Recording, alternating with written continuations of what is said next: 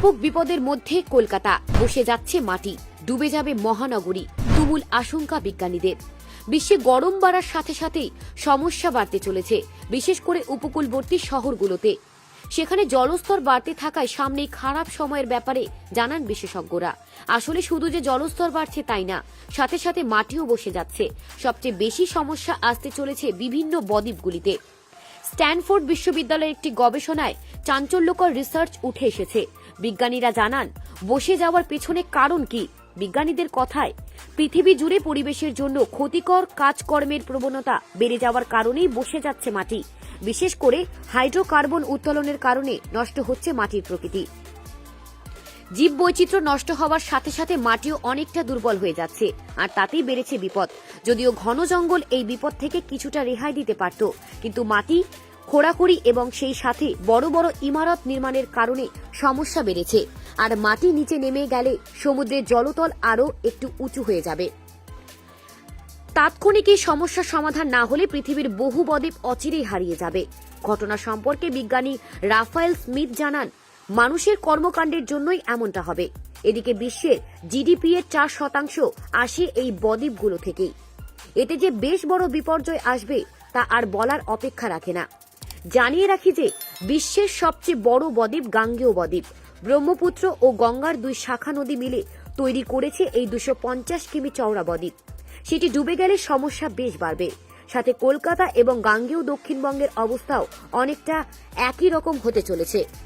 বিজ্ঞানী রাফায়েল স্মিথের কথায়, মানুষের কিছু বিবেচনাহীন কাজের জন্য এমন বিপদের সামনে এসে দাঁড়িয়েছে পৃথিবী। সমুদ্রের মাঝে বদ্বীপের সংখ্যা কম হলেও নদীর মাঝে বদ্বীপগুলি বেশ গুরুত্বপূর্ণ।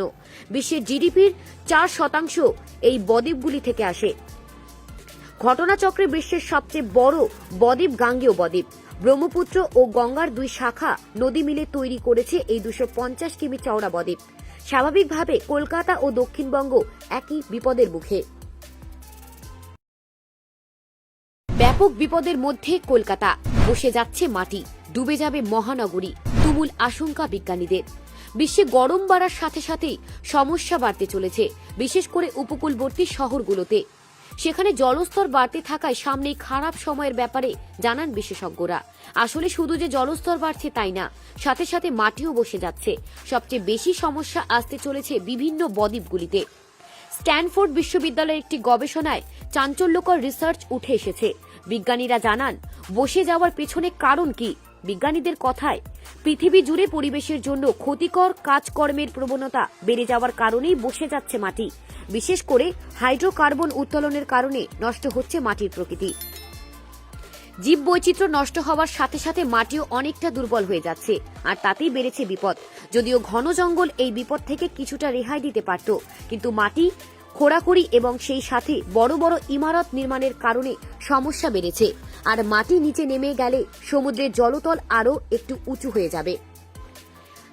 তাৎক্ষণিক এই সমস্যার সমাধান না হলে পৃথিবীর বহু বদ্বীপ অচিরেই হারিয়ে যাবে। ঘটনা সম্পর্কে বিজ্ঞানী রাফায়েল স্মিথ জানান, মানুষের কর্মকাণ্ডের জন্যই এমনটা হবে। এদিকে বিশ্বের জিডিপি এর 4% আসে এই বদ্বীপগুলো থেকেই। এতে যে বেশ বড় বিপর্যয় আসবে